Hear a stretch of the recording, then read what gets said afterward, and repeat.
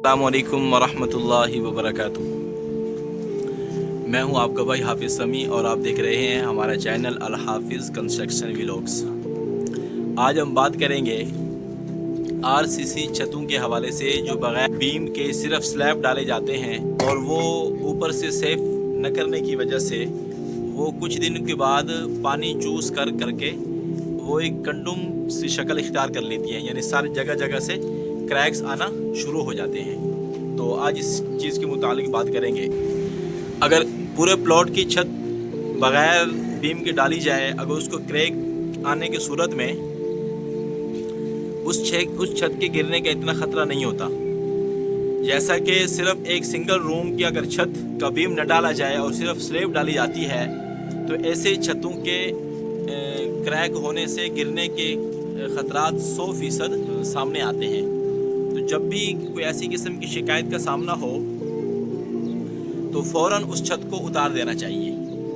अगर उस छत को न उतारा तो खुसूसन बारिशों के दिनों में वो छत के 100% गिरने के चांस होते हैं, क्योंकि वो पूरी तरह होकर बहुत ज़्यादा वज़न इख्तियार कर लेती है और उसमें गिरने के 100% चांस बढ़ जाते हैं।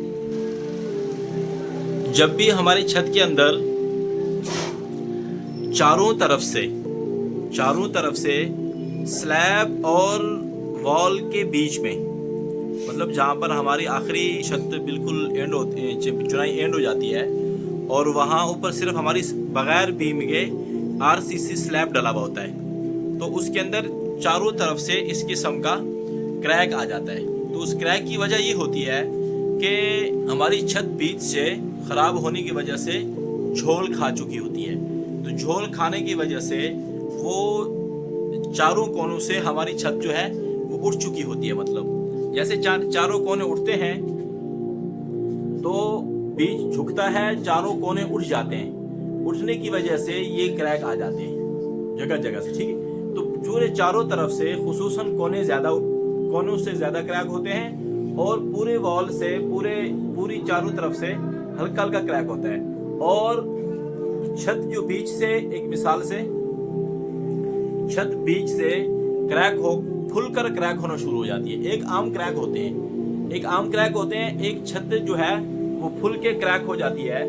मतलब सीमेंट जो है वो जगह जगह से फटना शुरू हो जाता है और छत नीचे से फूल जाती है। तो जब ये छत फूलती है तो उसके अंदर से बड़े बड़े चापड़े गिरना शुरू हो जाते हैं। तो वैसे आम जगह से भी चापड़े गिरते हैं, उतने खतरनाक नहीं होते। अगर जिस छत के अंदर चारों तरफ से बीम के अंदर जो छत दी जाती है और उसके अगर बीच में से छापड़े गिरना शुरू हो जाते हैं तो वो सिर्फ छापड़े गिरने का खतरा होता है, बाकी पूरी छत गिरने का खतरा नहीं होता। तो लिहाजा जब भी आपके छत के अंदर से बाहर से भी क्रैक दिखना शुरू हो जाए और अंदर से भी क्रैक दिखना शुरू हो जाए तो बराए मेहरबानी किसी बड़ी जानी नुकसानात से बचने के लिए उस छत को फिलफौर उतार देना चाहिए।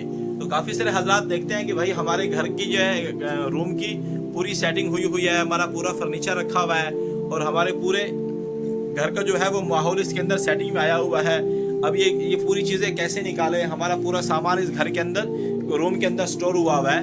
तो भाई इस सुस्ती को दूर करें, फिलफौर इस सुस्ती को दूर करें और जल्द से इस रूम को खाली करके इस छत को फिलफौर जो है वो उतार कर दोबारा इसकी रिपेयर की जाए। मतलब इस छत को उतार कर पहले तो बिल्कुल कंप्लीट उतारा जाए। अगर आम जगह पे ये होता है कि छत झूलती नहीं है, झोल भी खा जाती है, तो दाएं बाएं बीम की वजह से वो रुकी रहती है। और अगर सिंगल छत है, दाएं बाएं उसकी कोई सपोर्ट नहीं है, हमारी स्लैब दाएं बाएं और रूमों पे और छतों पे नहीं आई भी, तो सिर्फ एक ही रूम की छत है तो उस रूम के गिरने की खतरा 100% बढ़ जाते हैं। ऐसे किस्म की रूम को फिलफौर अपने सामान वगैरह से खाली करके जल्द से जल्द अपने बच्चों की हिफाजत को मद्देनजर रखते हुए इस रूम को खाली करके इस छत को उतारें और दोबारा से अगर गुंजाइश है तो आरसीसी छत डाल रहे हैं, गुंजाइश नहीं है तो टीआर गार्डर डाल रहे हैं, पर करें ये कि इस कमरे को फिलफौर खाली करके जल्द से जल्द किसी भी जानी नुकसानात से बचने के लिए अपने रूम को खाली करें और फिलफौर इसको दोबारा से रिपेयर कराएं। फ़ायदा क्या होगा कि इंशाअल्लाह हम हर किस्म के नुकसान से बच जाएंगे।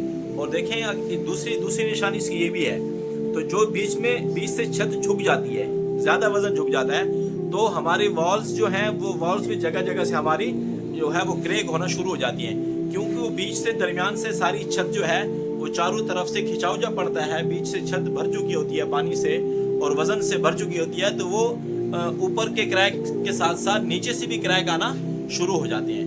تو لہٰذا ساری قسم کی وجوہات ہوتی ہیں, یا پھر فوراً کسی انجینئر کو یا کسی ماہر مستری کو یا کسی ماہر آدمی کو جو کنسٹرکشن کی لائف کے ساتھ اپنا تعلق رکھتا ہے اس کو پھر فوراً اس کا معائنہ کروائیں اور مشورہ کر کے پھر فوراً اس چھت کو اتار دیا جائے. انشاءاللہ اگر اس چیز کو مد نظر رکھا جائے تو ہر قسم کے نقصانات سے بچ سکتے ہیں. تو آج کی ویڈیو ہماری یہیں تک ہے.